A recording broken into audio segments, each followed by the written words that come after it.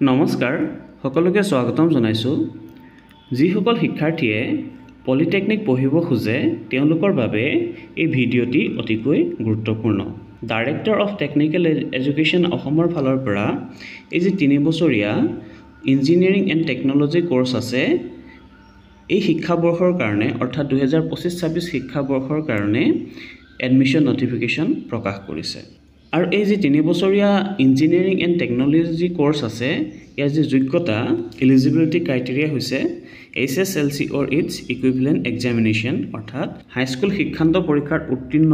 অথবা ইয়াৰ সমপৰ্যায়ৰ পৰীক্ষাত উত্তীৰ্ণ হ'ব লাগিব লগতে সিঙ্গল সিটিং একেবাৰতে পাস কৰিব লাগিব with mathematics and science as compulsory subject লগতে যে গণিত আৰু বিজ্ঞান হেয়া বাধ্যতামূলক বিষয় হ'ব লাগিব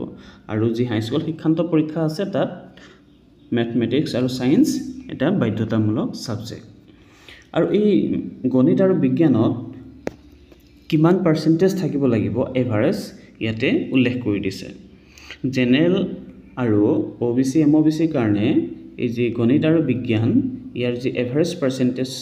হেয়া হ'ব লাগিব 40 আৰু শিডিউল কাষ্টৰ কাৰণে 35 আৰু শিডিউল ট্ৰাইবৰ কাৰণে 33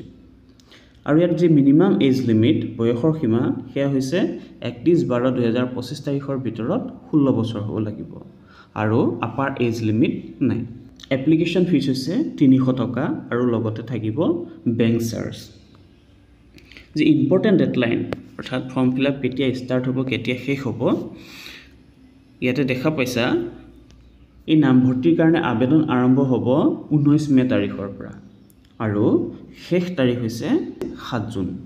আবেদন শেষ হোৱাৰ পিছত মেৰিট বেচিছত তেওঁলোকে